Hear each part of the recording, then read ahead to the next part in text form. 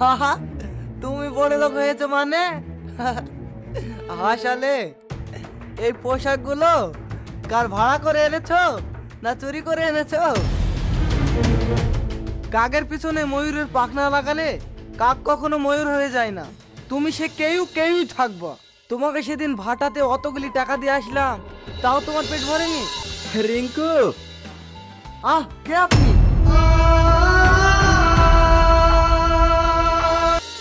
বাপ, তুই আমাকে চিনতে পারছিনি? আমি তোর বাপ। কি? আপনি আমার বাবা? চাচা, আপনার কি মাথায় কোনো সমস্যা আছে? সামান্য ইট ভাটায় কাজ করে আমাকে জড়িয়ে ধরে আপনি সন্তানের পরিচয় দিচ্ছেন? আপনাকে তো আমি চিনিই না, আর কখনো দেখিও নি। রিঙ্কু, আমার বাবা তো আব্বাস আলী, সে তো অনেক আগেই মারা গেছে। এলেন স্যার, এইলেন টাকা। আবার তুমি আমার পুরো সম্পত্তি দখল করার জন্য চলে এসেছো? বিশ্বাস কর বাপ, তোর সম্পত্তির প্রতি আমার কোনো লোভ নেই। আমি শুধু আমার এই শেষ জীবনটা তোর সাথে কাটাতে চাই। তোমার এই ন্যাকামো শোনার টাইম নাই, সরো তো।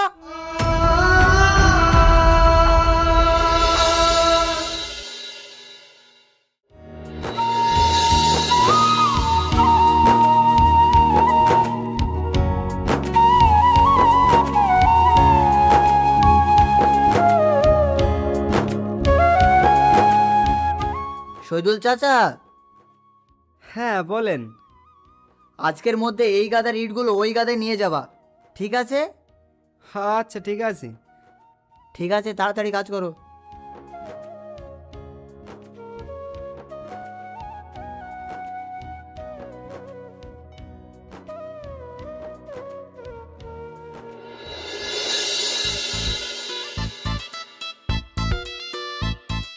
স্যার আসেন। আসসালামু আলাইকুম স্যার। ওয়ালাইকুম আসসালাম। আসেন স্যার। ইউসুফ, জি স্যার। এই শহরের মধ্যে সবচেয়ে বড় বিল্ডিং আমি তৈরি করব। জি। প্রায় 50 লক্ষ টাকার ইট লাগবে। ইটটা অবশ্যই 1 নম্বর হওয়া চাই। স্যার, এটা নিয়ে আপনি কোনো চিন্তা করবেন না। এই যে ইট ভাটাটা দেখছেন, এইটা শহরের সব থেকে বড় ইট ভাটা। এখানে সব থেকে হাই কোয়ালিটির ইট পাওয়া যায় স্যার। ও আচ্ছা, আমাদের বিল্ডিং এর যে বড় ইঞ্জিনিয়ার, তার টাকা পরিশোধ করেছো তো? রড, বালি, সিমেন্ট, তার সাথে ইঞ্জিনিয়ারের পেমেন্ট 1 কোটি টাকা এসেছে। ওসব আমি ক্লিয়ার করে দিয়েছি স্যার। ওরে সালা, এ তো মালদার পার্টি। ওরে, আর স্যার, কালকে ইঞ্জিনিয়ার ফোন করে জানিয়েছে টোটাল বিল্ডিং কমপ্লিট করতে 20 কোটি টাকা মতন খরচ হবে। আরে, ছেলেটাকে তো খুব চেনা চেনা লাগছে। রিঙ্কু মনে হচ্ছে। আরে রিঙ্কুই তো। টাকা নিয়ে কোনো টেনশন নেই, যা লাগবে সব দেয়া যাবে।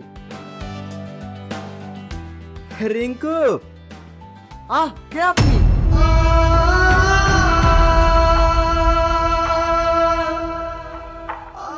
বাপ তুই এখানে? আরে এতদিন কোথায় ছিলি? আজব তো, আপনি কে? আপনাকে তো আমি চিনিই না। মুরব্বি, আপনি আমার ছেলের সাথে এমন করছেন কেন? এই ম্যানেজার, এখানে ঝামেলা হচ্ছে, আপনি দেখতে পাচ্ছেন না? এই শহীদুল চাচা, তুমি ঝামেলা করছো কেন? তুই ফোনও করিসনি আর আমার খোঁজ খবরও লিসনি। তুমি কি পাগল টাগল হয়ে গেলে নাকি? উফ, কি ঝামেলা। বাপ, তুই আমাকে চিনতে পারছিনি? আমি তোর বাপ। কি? আপনি আমার বাবা? চাচা, আপনার কি মাথায় কোনো সমস্যা আছে? সামান্য ইট ভাটায় কাজ করে আমাকে জড়িয়ে ধরে আপনি সন্তানের পরিচয় দিচ্ছেন? আপনাকে তো আমি চিনিই না, আর কখনো দেখিও নি। রিঙ্কু, আমার বাবা তো আব্বাস আলী, সে তো অনেক আগেই মারা গেছে। কি বলছিস কি রে বাবা তুই? শহীদুল চাচা, তুই কি তোর বাবাকে ভুলে গেছিস? আজ আমি ইট ভাটায় কাজ করি বলি তুই আমাকে পরিচয় দিচ্ছিস না। বললাম তো আপনাকে আমি চিনি না, তারপরে আপনি আমাকে হেনস্থ করার চেষ্টা করছেন। স্যার, এইসব টাকার লোভে করছো মনে হয়। ও আচ্ছা, বুঝতে পেরেছি। আমাকে ইমোশনাল করে টাকা হাতিয়ে না ধান্দা না? টাকা চাইলেই তো হয়। এই ম্যানেজার, টাকা দাও। এই লেন স্যার। এই লেন টাকা।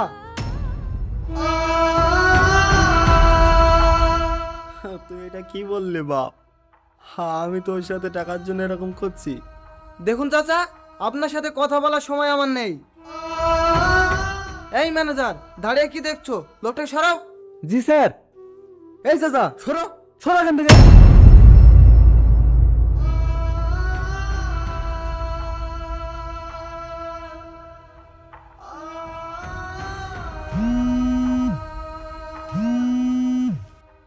হ্যালো। ও আচ্ছা, আজ রাতের মধ্যে আপনাকে 10 লাখ টাকা পাঠিয়ে দিচ্ছি। স্যার, আমাদের এই ভাটার অনেক সুনাম রয়েছে। এই শহরে যত বড় বড় বিল্ডিং তৈরি হয়েছে সব আমাদের ভাটা থেকে ইট নিয়ে তৈরি হয়েছে। শোনেন, আমাদের 120 গাড়ি 1 নম্বর ইট লাগবে। ঠিক আছে স্যার, কোনো সমস্যা নাই, দেওয়া যাবে। আমাদের অলরেডি বিল্ডিং এর কাজ শুরু হয়ে গেছে। আমাদের বিল্ডিং এ 5 তলার কাজ চলছে। তা আপনি ইটগুলো কবে দিতে পারবেন সেটা আগে বলেন। স্যার, আমাদের যথেষ্ট ইট মজুত আছে, আমরা কালকে ইট দিতে পারবো, কোনো সমস্যা নাই স্যার। তাহলে আমাদের অর্ডারটা কনফার্ম করেন আর নাম্বারটা লিখে রাখেন। হ্যাঁ স্যার, হ্যাঁ ঠিক আছে। আচ্ছা ঠিক আছে। স্যার, ঠান্ডা খায় স্যার? তার কোনো দরকার নেই।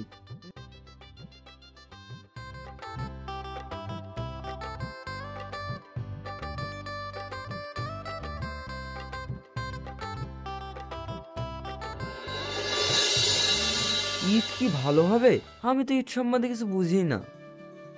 সেই লোকটা না? সেই লোকটাই তো।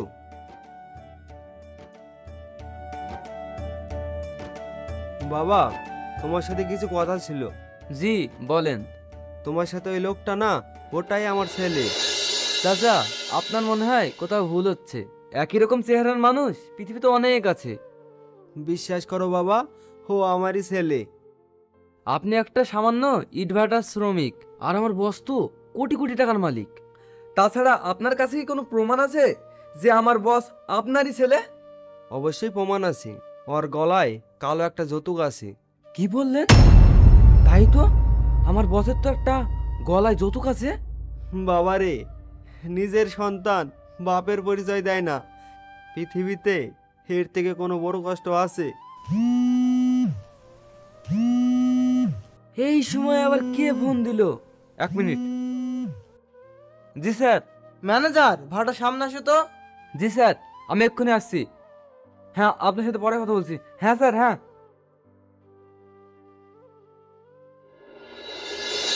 স্যার, আসসালামু আলাইকুম।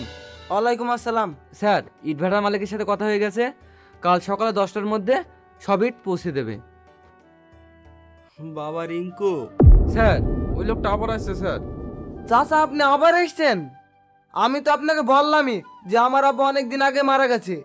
আমি তো আপনাকে চিনি না, তারপর বারবার এসে আপনি ডিস্টার্ব করছেন। বাপ, তোর কোনো সমস্যা হয়েছে? তুই আমার সাথে এরকম করছিস কেন? তুই তোর নিজের বাবাকে চিনতে পারছিস না? না, চিনতে পারছি না। আপনি যে আমাকে ছেলে বলে দাবি করছেন, এর কি কোনো প্রমাণ আছে? আমার ছেলের গলায় একটা যৌতুক ছিল। সত্যিই তো। এই ম্যানেজার। জি স্যার। দাঁড়িয়ে দেখছো কি? এই লোকটা তখন থেকে আমাকে বিরক্ত করছে, এক্ষুনি ঘাড় ধাক্কা দিয়ে বের করে দাও। জি স্যার। এই চাচা, ওই আপনি স্যারকে বারবার বিরক্ত করছেন কিসের জন্য? বারবার এক কথা এসে বলছেন, সরেন তো। হ্যালো।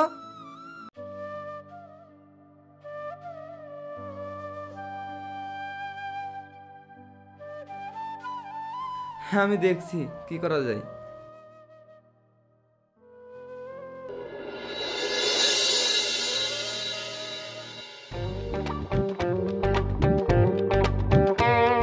কি ব্যাপার, তুমি আমার বাড়িতে?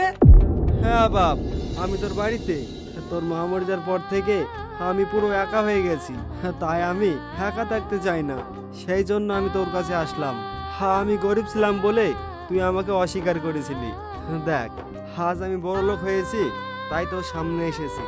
চল বাবু, তুই আর আমি একসাথে থাকবো।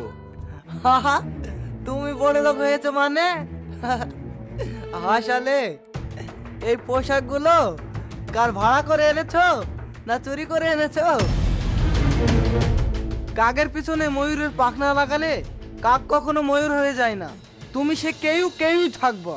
তোমাকে সেদিন ভাটাতে অতগুলি টাকা দিয়ে আসলাম, তাও তোমার পেট ভরেনি, আবার তুমি আমার পুরো সম্পত্তি দখল করার জন্য চলে এসেছো।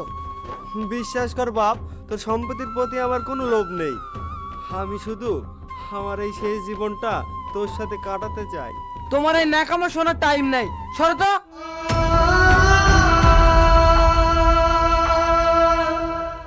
স্যার আপনি কি করছেন?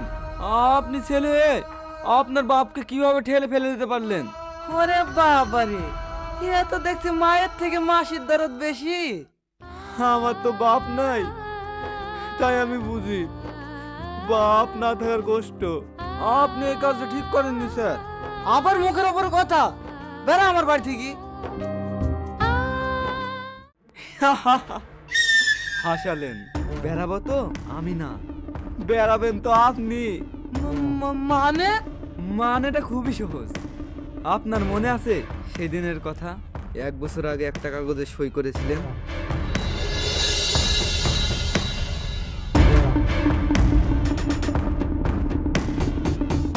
স্যার বড় বিপদ ঘটে গেছে। কি বলছিস? কি এমন বড় বিপদ ঘটলো?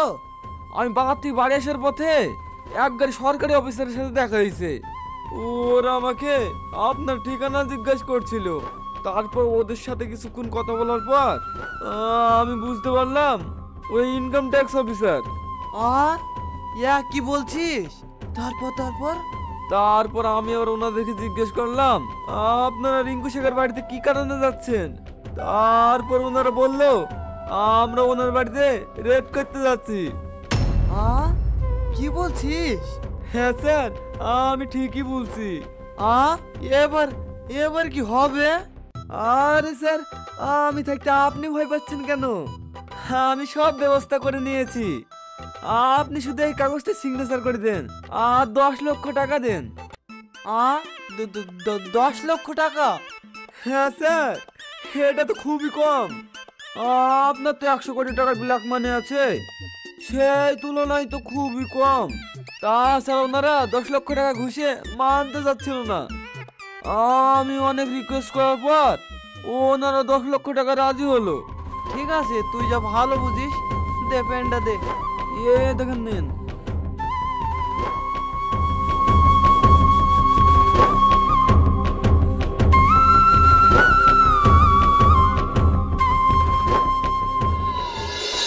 সেদিন আপনি ইনকাম ট্যাক্স অফিসারের কাগজে সই করেননি, সেদিন আপনি রেজিস্ট্রি কাগজের উপর সই করেছিলেন। তুই আজ আমার সাথে এত বড় বিশ্বাসঘাতকতা করতে পারলি? তুই আমার এত বড় ক্ষতি করতে পারলি?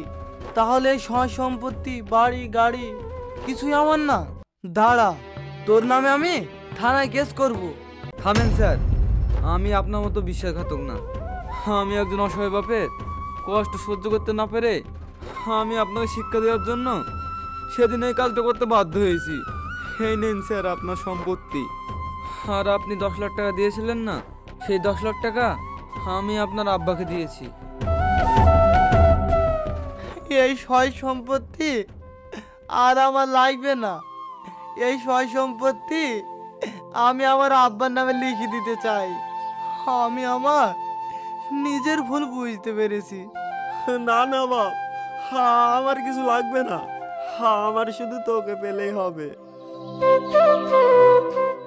তুমি কোথায় যাচ্ছ বাপ?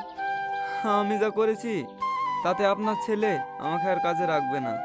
না, তোকে আর কাজে রাখবো না। আজ থেকে তুই আমার ম্যানেজার না, আজ থেকে তুই আমার ছোট ভাই।